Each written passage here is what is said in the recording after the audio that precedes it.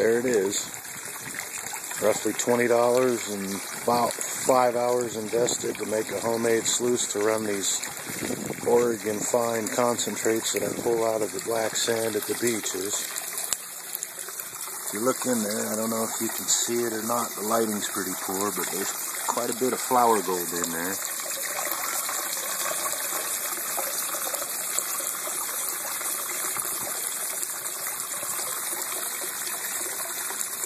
Can't get the lighting just right.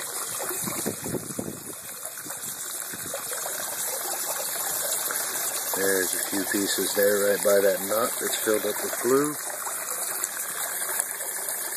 And there's a few more pieces floating around in there.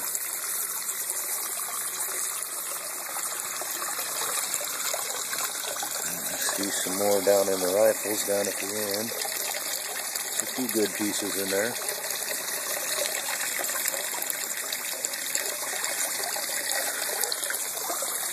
Biggest trick is getting the water flow just right and getting the angle just right. I always catch your concentrates that come off at the end and run them 3 or 4 times, and then if I'm bored after that, I'll pan them to make sure I got it all. Never really be totally satisfied that you've got everything out of it until you've done it 3 or 4 times. And this is my bucket of concentrates, nothing special, just sand off of the beach. Just dig where I find the heavy black deposits.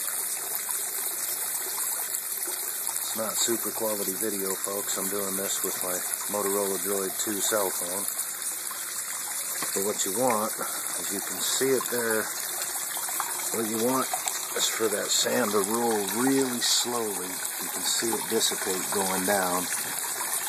You want the lighter material to move faster than the heavier, obviously, because the gold is heavier and we want it left behind.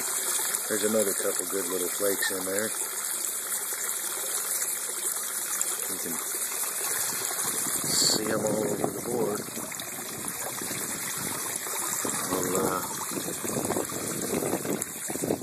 This over here.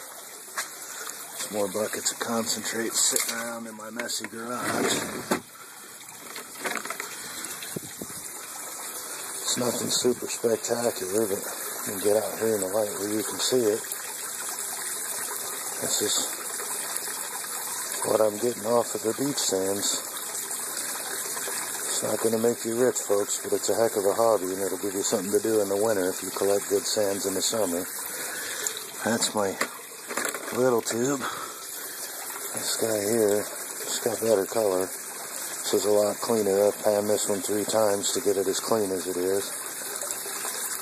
But you can see, there's still plenty of gold left on these beaches.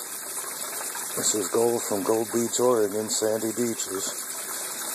Nowhere special that I'm going to give away, but if you look for it, it's out there. It's not going to make you rich, but I suppose if the guy had the money to invest in the proper techniques, you could get a lot more results than I get. And I don't move any kind of volume or material, as you can tell.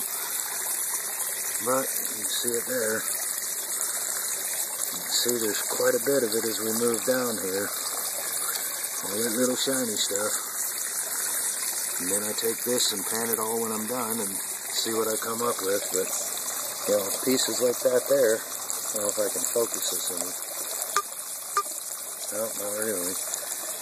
But those little pieces, you know, they add up. It gives us something to do around here when the weather's going the other way and we can't go down to the beach and get more. Or rework your concentrates at home. You can see it's just plexiglass, a little bit of old cedar lap siding, a little bit of riffles at the end of it to catch whatever manages to make it down. Yeah, I guess that's about it for my first attempt at putting a video on YouTube of what I do for fun.